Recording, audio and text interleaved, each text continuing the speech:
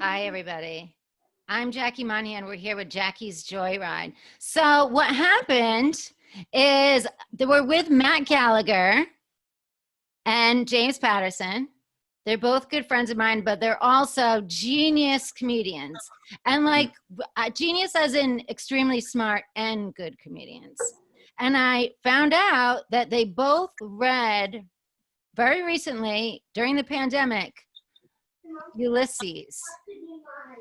And I was like, why the hell did they both read a book about Ulysses S. Grant? I didn't understand why they would do that. Yeah. I'm like, I thought it was such a coincidence that you both read a book about Ulysses S. Grant, and I was like, am I missing something about him? Like, why? And then you guys said how long the book was. I'm like, why are they putting themselves through this? So when I looked it up, I found that it was really interesting. But I know I'm never going to read it. Not that I don't read, but I'm probably not going to read that book. So I wanted to talk to you guys about it. So what made you read it? Was it something you always wanted to read? Jake, when did you read it, James? I just finished a few days ago. Oh, yeah. And I finished it the day after my birthday. Yeah. I've had the book for 25 years. And I started it twice and I never finished it. I read the first couple pages in my 20s. And then, but it was funny. I don't even know if did you realize yesterday was Bloomsday? Yeah, the 16th, right? Yeah. I mean, I knew it was coming up, but it went through without me acknowledging it. Yeah, me too. But and today the book finishes on the 17th. And in the back of my head, I was thinking, does Jackie, like, is she doing this on purpose? Like, does she know? Not only was she not aware of Bloomsday, she thought we were talking about Ulysses S. Grant. So yeah, it's the day he ended the war. Yeah. I can't believe it happens to be Bloomsday. Okay. Oh, yesterday. Yeah. Now it's in New York and in Philadelphia. It's a big day. Like, people read either the entire book or you can read passages. Someone told me about it years ago. Like, you should come to Philadelphia for Bloomsday and sign up to read a part of the book. You know, and like they do it all day. I mean, I don't know how long it would take to read the whole book. They read the whole book? I don't think you can do it in one day. I think people trade off and they read. People, like, everybody reads a piece of it, and they're dressed up as the characters. And it's big. There's a huge one in Dublin. I think there's a big one in London. I don't know how long it would take to read it. How long did it take you to read? What? It took me 5 weeks. Yeah, same. Me too. I read when we first quarantined, I read the Odyssey. And then Okay. Which Jaggy, the Ulysses is sort of shadows the Odyssey. I did do some research after and found that out. Right. That's where I got the heroes thing from. Oh, I had read the Iliad like 2 months before the pandemic. I just picked up the Iliad to read it, and that was something I was like, I didn't want to read the Odyssey because the Iliad was brutal. Yeah. And like, there's hard reading, and then there's like hard reading. The Odyssey reads much more, or at least the translation I had, it was a much more modern sort of reading than the Iliad's. The Iliad's tougher. It's one of those things where every character that's named, they give his lineage. So it's like, God, you just like get through it. You know, it's like Theodorus, son of Gadalabian, second cousin to Emelagian from the Caius of the Crete, third son of the owner of 12. And it's every character. And then sometimes they'll only refer to them as part of that really long name. So you forget you don't even know who's being discussed half the time. It took me till this age to not beat myself up. That's why I waited this long to read Ulysses. First of all, when I first started reading it, I started looking up words that I didn't know, which was every other word. And then you realize Joyce was making up half the words. And so I just got so frustrated the first time around. And then the reason when I read it this time, I'd done so much studying of like Greek philosophy and history. And I had a little bit of an understanding of the Bible just to have arguments about it, that I actually could get 15% of the references, and the stuff that I couldn't get, I was like, that's just the way it is. You know what I mean? The book is I mean, the book's impossible. I read a lot, and there are 3 levels of impenetrability to this thing. First of all, style. He's bouncing back and forth from different literary styles, so that's one thing you're confused about. Then he's making literary references that are either you don't know, and half of them are dead anyway. You know, they're not. Nobody knows them. And then the third part is even the common speak is turn of the century Irish vernacular. So even in the normal conversational parts, you kind of don't know what's going on. So it's hard. The other part too is Joyce was a translator and a language professor. Oh my God! Yeah, he spoke 5 languages. Like in present day Austria or something like that. So he throws in like phrases from like 5 or 6 different languages. Yeah. And and then plus it's also like listening to like a TikTok, YouTuber, because he's using references like, Rat Pack phrases, but from 1904 to 1920 Europe. That nobody said for 100 years. Did he like combine words, like push words together? Yes, there's a lot of that. There's a word in there that I always remembered. It's contrans magnificu bang tonality. It's one word, and it is the brilliance of them. Here's the thing: the reason why it's great to read is that occasionally it's like training for a triathlon. Like, it's probably not good for your body. You know what I mean? Like, but there's moments when you're like, man, I've never pushed myself this far. Yeah. And like, you read a word like that and you're like, what does that all mean? What does it all mean? And then you like, like the contranscendence started like 3 or 4 of the biggest wars in Europe, because the difference between whether God was equal with Jesus or like above Jesus. Then there's like the argument of whether the priest can actually turn the wine into literally the blood of God, and the bread is his flesh. That caused several wars that lasted decades. And then he goes Big Bang, because the bang is the Big Bang Theory, like science came in. And then Jew, because Jews are a part of everything, the Old Testament. And tonality is like another phrase that represents like I forget if it's like the planets and like the tonal influences it's represented by the ancient Greeks, or if it has something to do with like Martin Luther. Like, it's bananas. Like, that one word kind of encompasses the history of man. It's bananas. Wait, will you say the word again? What's the word?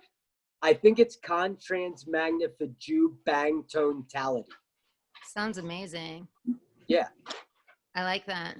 Yeah, so a lot of those, I have to go back and look, because a lot of those, once you start to figure out the rhythm of his nonsense words, I kind of just gloss over them, because it's not, it's like when he gets into lists of the names of politicians, and it's a page long. Well, I'm not going to go through every one of these. You just sort of skim through it. But what was interesting? I read the first couple 100 pages when I was like 24 or something. And I just remember thinking, it's a headache, and I didn't get it. But I remembered now, upon rereading it, a lot of it had stuck in my head.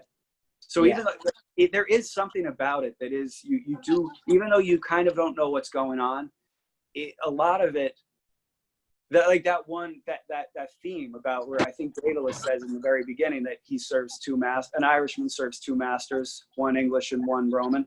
Yeah. And he's talking about, Catholicism and the king, and all of that trickles through in a way that stayed with me. A lot of the themes they do stick with you, or they stuck with me. And I was a kid when I read that, the first time I tried it.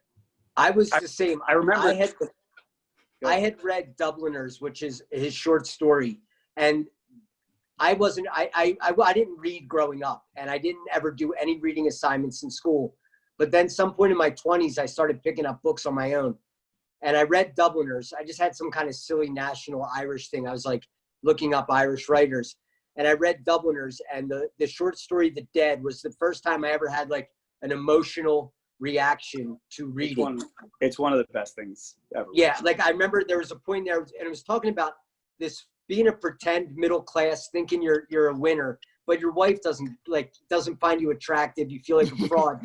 And I remember my fingernails digging into my palm while I was reading it because I felt so bad for this guy. And there was a line in that short story where he said, my fingernails dug into my palm and I just said goodnight. And I remember thinking like, holy Christ, this is amazing. So then I read Portrait of the Artist as a Young Man. And in fact, when I did my wedding vows, the scene from that where he sees the beautiful woman, it's called the seabird scene. He sees this girl and he's just overwhelmed with like the feelings of like beauty and lust. That's in my wedding vows when I married my wife. So then I started reading Ulysses thinking, I'm a smart guy, I'm getting this. And yeah, like 70 pages in, I kind of threw the book and was like, I forget it. And I was furious. Well, I felt like an idiot. Yeah, I think 70 pages in is exactly the worst. That's episode 3, which is that stream of consciousness shit with Daedalus on the beach. There's no way to know what's happening. You know, you have to have experience and know what you're getting into and be prepared for it. Because all of a sudden you're thinking, I can't even read, let alone understand. Right. So what age would you suggest people read it at? 45? Is quarantine an age? Yeah. Oh, wait for a quarantine. Yeah. Because that having so little to do is probably the main reason I got through it, and especially why I got through it in 5 weeks. Because it's the guy I've been into this. I've been watching videos about summaries and people explaining the chapters and reading the notes on it. But it's a lot of work. Would you read it again? One of the guys who I've been watching his series of videos on it says he's read it 60 times. And he claims he still, picks up something new every time and he relearns things every time. But I don't know, probably I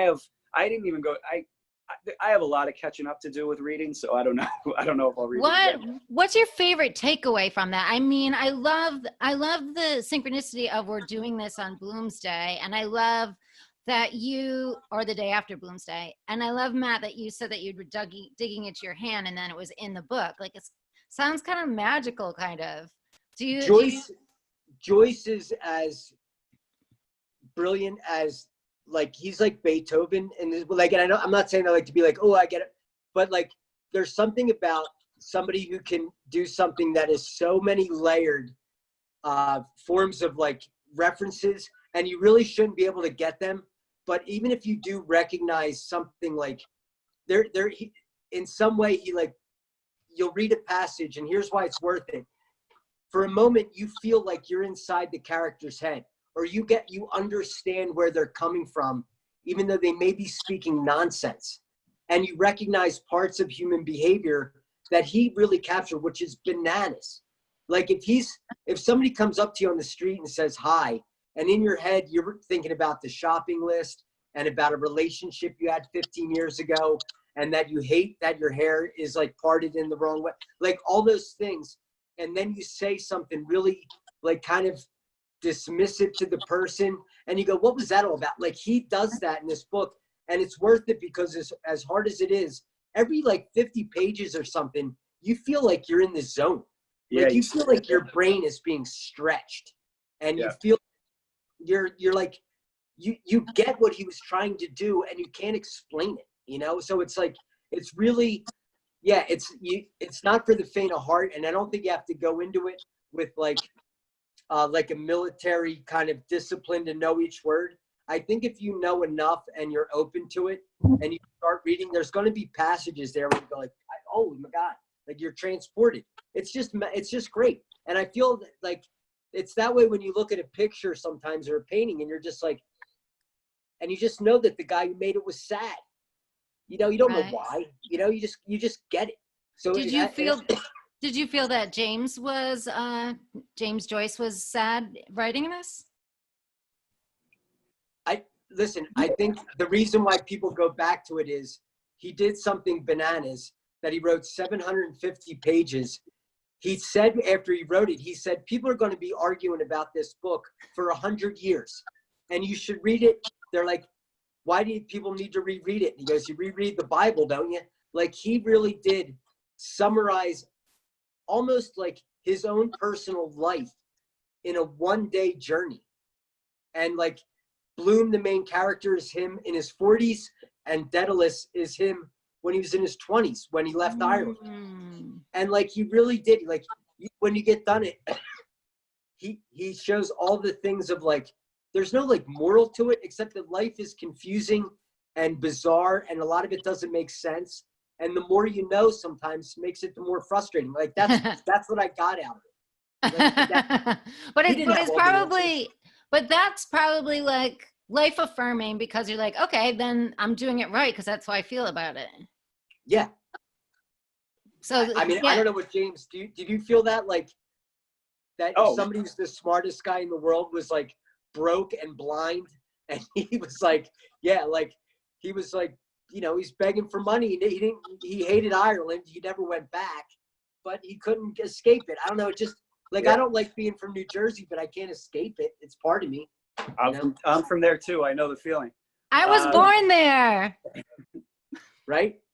And like, you don't want to go back, but it's part of you. You know? Yeah. What part of New Jersey are you from, Matt? You're from the water, right? The shore? Atlantic City. I was born in Atlantic City. You're from the water. Yeah, I'm a sea creature. Yeah, I'm a seabird. Yeah. James, what part are you from? Paramus, right by the George Washington Bridge. I'm from Wayne, New Jersey. Oh yeah, up there. Yeah. Yeah, you guys are all. I'm a hillbilly. I'm from the South. Yeah.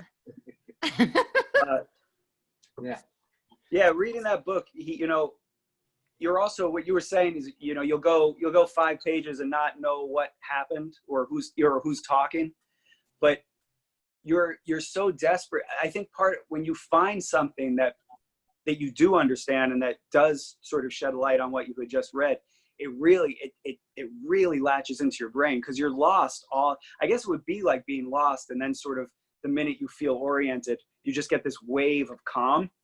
Yeah. And the book can play with your emotions, where you start, like you said, you start feeling like an idiot, but it's full of tricks. And that there's a thing, I don't even know if I would have picked up on this if I had not read it, explanation of it.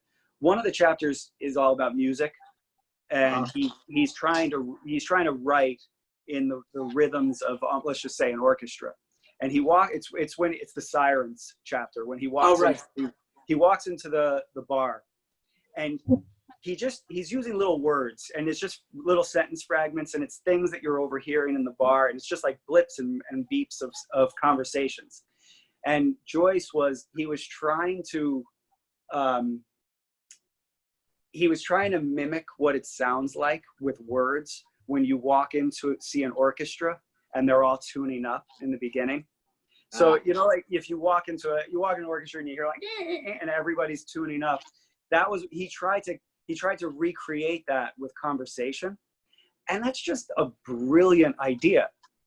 The thing is, I don't know if it works. Like, I don't know if I would have, if you bury this book in the sand and I used to like Jack Kerouac when I was a kid, and he used to claim that he was writing to the rhythms of jazz. But at a certain point, he's just saying that. It's like, when you say that and you read the book and that rhythm is in your head, you're like, oh yeah, it's jazz. But if you just brought that to somebody who didn't know that it was jazz, they wouldn't read jazz. So that's what a lot of the stream of consciousness stuff makes me think with Joyce. I'm like, I don't know.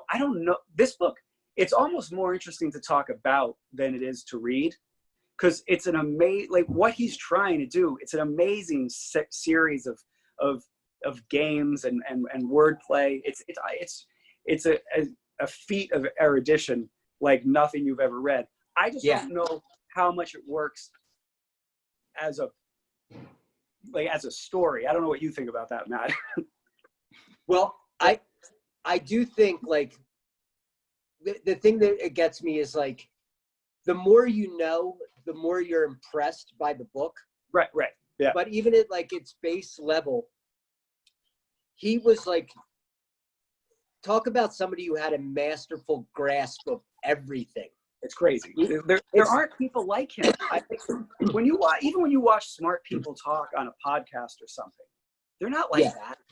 Like there's the guy was a polymath that we don't have people. It doesn't seem we have people like that anymore. Not that I can detect. No, but the novel in that form, when you think about the people who came after that, whether it was like, you know, Hemingway or who wrote Gatsby, Fitzgerald. F. Scott Fitzgerald, the people who like came in, like that was at a time when like being a novel writer, breaking from like the old tradition, was like being Led Zeppelin. And this guy was like, he took it to a whole nother level. Like nobody wanted to hear his book. He had trouble getting it printed. It was, you know, it was banned in the United States for 30 years, 20 some years, because of the different sexual references. Right. But like what he did too, like in that, like when they say like, oh, I was influenced by other things, he took chapters and would write it like a magazine article. Then the next chapter would be like, he did one chapter, and I had trouble with this chapter, and I didn't find out till after what he had done. But he did a history of the evolution of the English language. The beginning of the chapter is written in Old English, then it's written in like Victorian, then Elizabethan, and then it's written in like the current vernacular. But it switches mid-sentence. You're like, why is the guy saying this, thou, and the other thing now? You know what I mean? Like just, but he did it like.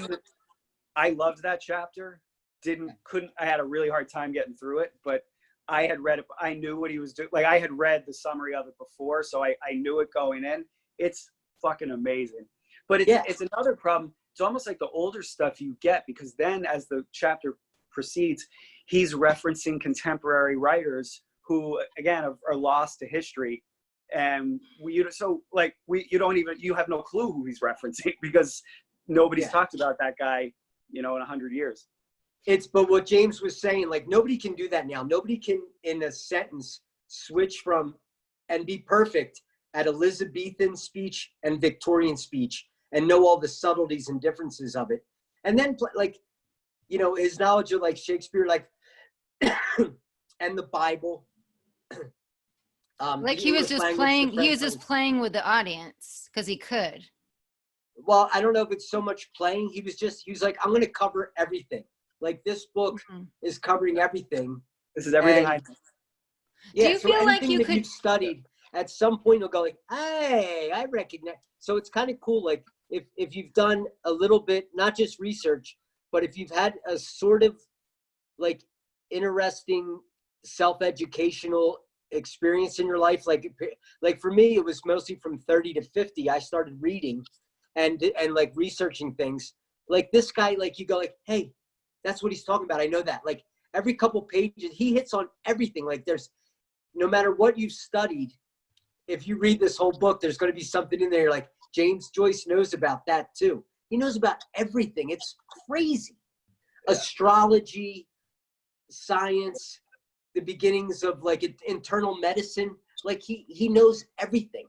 It's great. It's super impressive. And the fact that he was kind of like a contemporary with George Bernard Shaw, like the other master of the English language.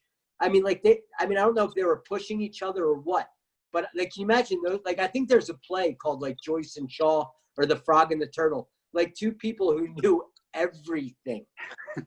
George Bernard Shaw wrote the first quote I ever memorized, that you don't grow old when you, don't quit playing when you grow old when you quit playing. Yeah. The most famous quote from Ulysses is, history is a nightmare from which I'm trying to awake. And that's good. Yeah, and it's relevant all the time. And that's kind of what we're doing now, right? The whole world is trying to wake up right now to talk about Ulysses S. Grant. Like if they just made some more Ulysses S. Grant monuments instead of General Lee monuments. You know what I mean? It's like, I'm getting pretty mad that people still are clinging to this nonsense. That's what happens when you don't let women vote or have jobs. They make up the United Daughters of the Confederacy, whose sole job is to write school history books and make statues of their grandfather. Like that's what happens. Yeah. Horrendous. Matt, the scene with the citizen, carrying on about Irish nationalism. It's once you figure out what he's talking about, it's as relevant today as it was then. It's the Make America Great nonsense. Yeah, exactly. It's the same, and Joyce was a big, Joyce and Shaw, like if you look up quotes about things they don't care about, it's nationalism, it's patriotism, it's like being a servant to your religion. Like it's all that. And there was a big push at that time in Ireland to like have national pride, which you understand they were trying to break from England, but it was all about going back to the good old days of Ireland. They were singing old folk songs. They were doing like the old Irish games. And that's just what Trump is pushing now. And Joyce warned about it. Like move forward, don't go backwards. Well, that's it wasn't that great back then. Yeah. That's sort of Stephen, the first half of Stephen's journey, maybe the whole journey is about that. It's about this resistance to the Irish revival that they were trying to do in the literary community at the time. But yeah, it seems like every country, no matter when you go back and read their history, there's some Make America Great Again sort of faction. It's because it's easy and they glom onto it. I think Stephen's big challenge was he had the double whammy of, if he wanted to make money, he should jump on the Make Ireland Great Again or go back to the roots of Ireland again. So, and he didn't want to do that because he knew it was nonsense. But the other part was he didn't have the confidence to become a writer because he thought, I'm Irish. All the great writers are English, you know? He's like, how do I become a writer after Shakespeare? Like he did it, you know? And I think that's what was happening with Joyce too. I mean, like, you know, there's a funny line. I forget which section it is, but he makes brief reference to Bloom makes reference to Daedalus of how stupid the claim is that I think it was that Francis Bacon actually wrote Shakespeare's plays, like he makes a passing remark. He's like, yeah, and those idiots that think that Bacon wrote Shakespeare's plays. That conspiracy theory is still going on. Like it's worse. Now, a person I work with said, you know, all of his plays were written by a woman. They call her the Dark Mistress. I'm like, because people don't even know about Shakespeare's history. Nobody wanted to be a playwright at that time. It was like saying you're making, like, you know, it's like doing YouTube videos. Like if you're a writer, you wrote novels, and he's like, I'm going to do plays. And he was like basically a professor level major in the Greeks. And so when you know the Greeks, you can do rewrites and steal from that. So he knew all the Greeks, he knew his history. And then also England had these like kind of, they were like propaganda plays for Elizabeth to say that, you know, her family they weren't Plantagenets, they were the proper family. So they had all these plays, and you can see Shakespeare took those shitty propaganda plays and he updated them. Like Henry V is great and he's a hero. Richard III, he made into like a clown and that's what he did. And he had friends that like, you know, like that helped him edit or maybe gave him some ideas. But the idea that there was one of the 4 women in London that was, you know, was allowed to have that type of education was secretly writing the plays and handing them to him is bananas. And that conspiracy theory is still going on. Yeah. They said that he wrote all his plays during a pandemic, but he left his whole family in London, and he went outside of London to like some really nice home and like was catered to while he wrote them, but left his whole family. Yeah, I mean, that's what they talk about in Ulysses. They talk about his wife getting his second best bed. And that was like kind of a reference to the fact that, and it happened with Joyce. Joyce's wife was cheating on him while he was away living in Ireland. And he accepted that and understood, like the female character in Ulysses is his wife, who wasn't super well educated. But when he was away, he understood, like she was a free spirit and she had an affair and he accepted it and understood it. And the same thing happened with Shakespeare. He was married to a woman. He was living in the city. She was older than him, but she wasn't a corpse. She probably had an affair with him. And that's what that reference is in the book. it was acknowledging, which people didn't like, that women were human beings who had sexual desire. Yeah. It's amazing. Yeah, it must have really set bombs off in people's heads when they read this, that Bloom is just sort of, the average guy back then, if you put him in Bloom's situation, he would have been at the house with an axe. Right. And Bloom is just strolling around, kind of philosophizing and thinking about life, and he wants her to be happy, and he can't make her happy. It's so unbelievably modern for that time. Yeah, like back then, it was like men could have affairs all the time, but Yeah. women, Which Women would get grooming, stoned, right? yeah, you could be killed, you'd be shamed, you'd be ostracized. And it wasn't even the guys who got caught, it was the women who paid the price. The other thing that he talked about, which is bananas, is that their child died. And that caused a rift between his wife and him. Like they never could connect again because she didn't want to have another baby. And they were both heartbroken about, and now you're talking about Irish Catholic Ireland. Your job was to have sex, to have babies. There was no birth control. There was none of that. So they just stopped having sex. And at some point, you know, if you stop having sex with your partner, at some point you don't think of them that way. Right. There's too much space. And this book is about the day when basically he kind of decided, like, it's been long enough. And the last chapter, that was the monologue for his wife, he added that after the book was done. And it was, and that was the chapter 2 where he said, like, he basically said, like, I'm going to see, like, he basically gets an erection lying next to his wife. And he's like, I'm going to give this another try in his head. Like, their passion isn't dead. And the last chapter that she wrote, she basically admits that she's had fantasies, had other men, but she kind of says, like, my husband's a good guy. And, like, you kind of, they don't say it, but you get a sense that they're going to rekindle their relationship. Yeah. It's amazing. Yeah, she doesn't want anybody else, and they're both. Yeah, it is. It's it's hard. You go back. Maybe people were more advanced than we give them credit for back then. Obviously, some people were, because this book exists. But it was. It's just not the picture we get of how men and women interacted back then.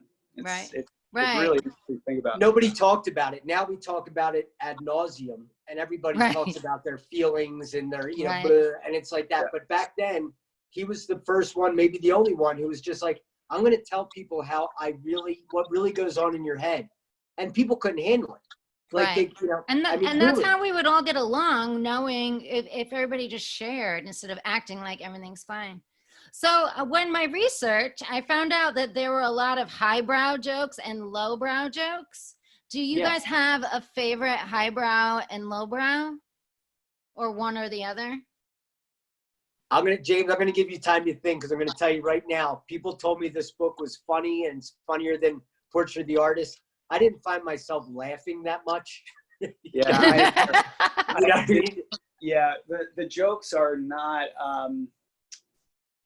I think the jokes, especially the dirty jokes, even when you realize one has been told, they're pretty ephemeral. Like, there's nothing about their idea of what dirty is that would be titillating for us in any way. He does. I mean, they're not jokes. In fact, a lot of what I think is funny then is really gross now. Like the masturbation on the beach scene. Yeah, that was probably darkly comic at the time, but in the current zeitgeist, it's just fucking.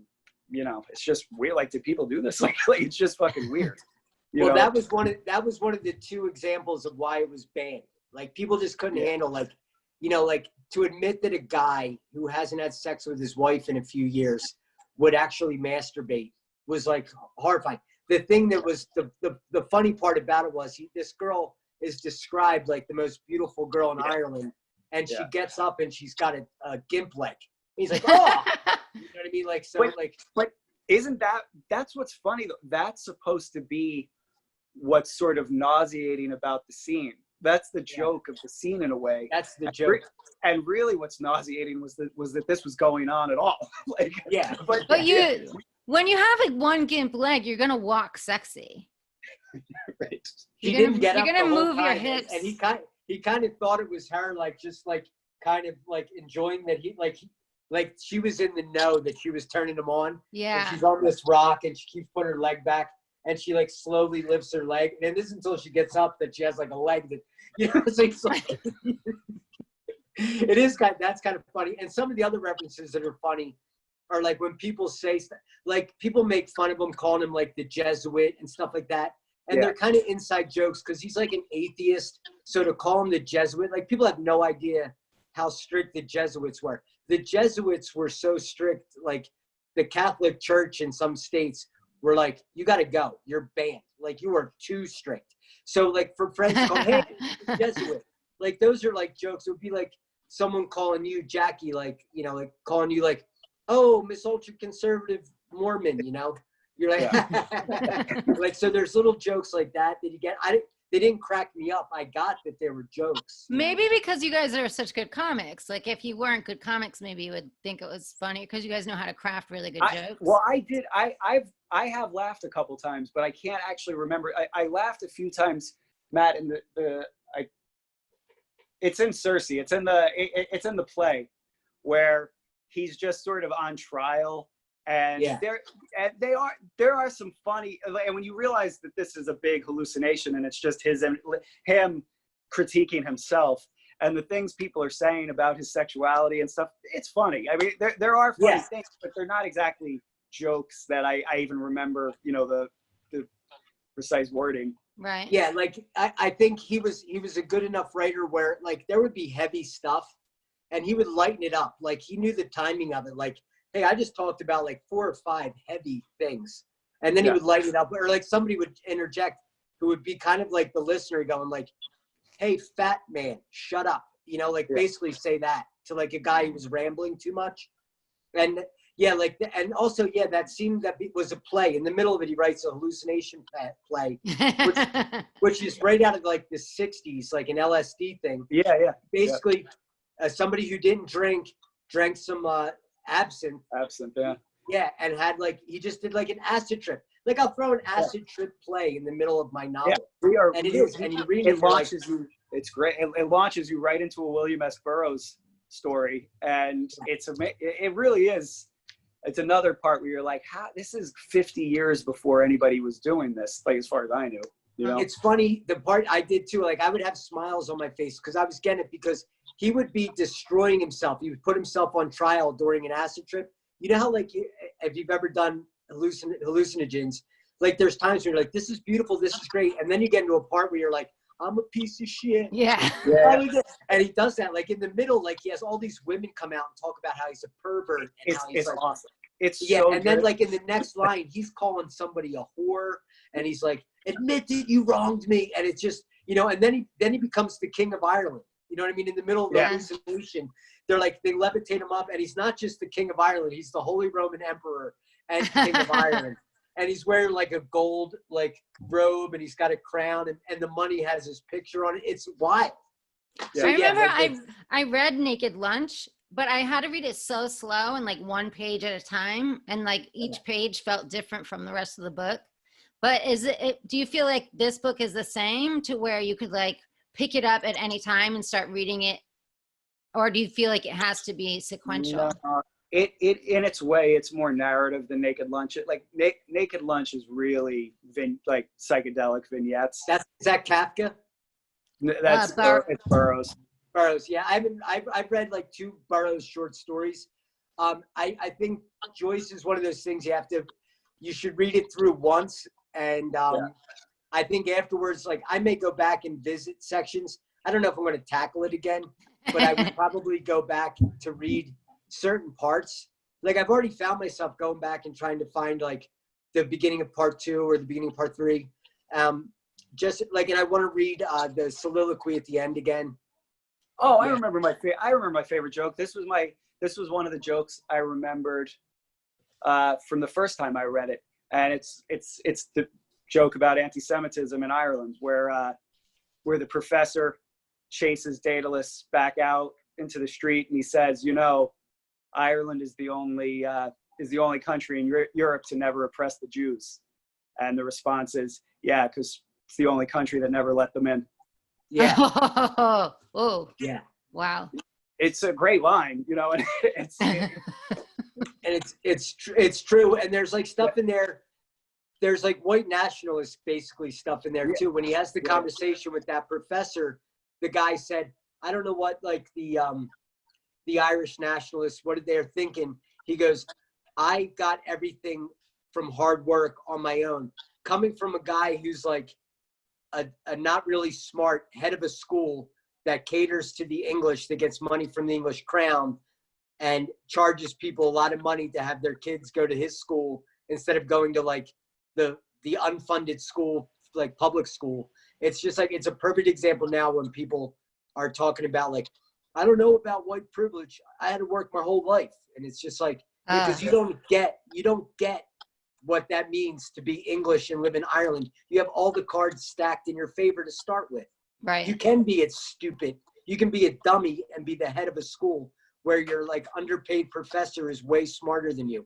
Just like you can be a president in this country and be dumber than any of the reporters interviewing you. Dumber than a plant. Yeah, I mean, it's just like a house plant. You're basically a house plant. It's a great book, and I haven't read enough books to compare it to everything, but it's one of those books that, first of all, anytime it comes up, I'm gonna talk about it, and anytime I want people to shut up, I'm gonna talk about it, because It's mind blowing. It sounds like.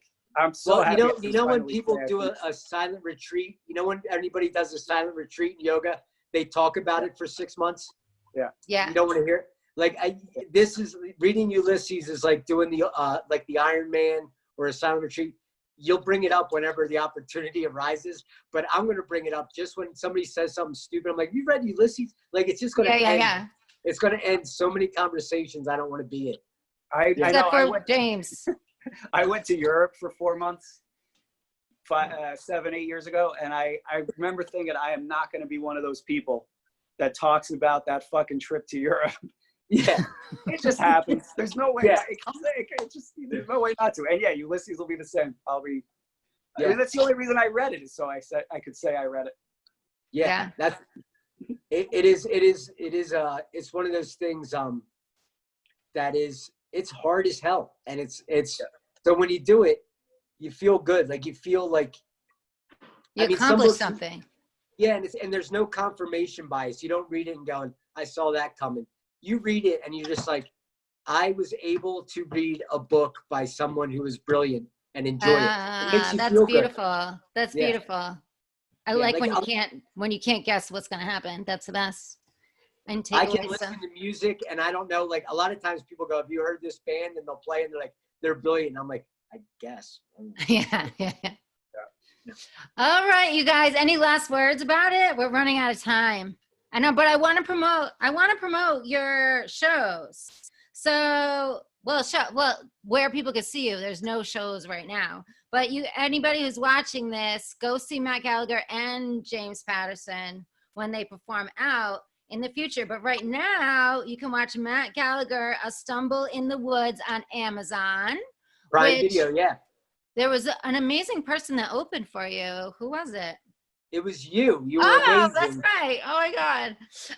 The name of that was from another book that I liked called it was called A Walk in the Woods. So I called it A Stumble in the Woods, which is a great book, but easy to read. Right. And James Patterson has Superior Design you can watch it on YouTube. And it's genius. And follow him on Twitter. He makes me laugh every single day.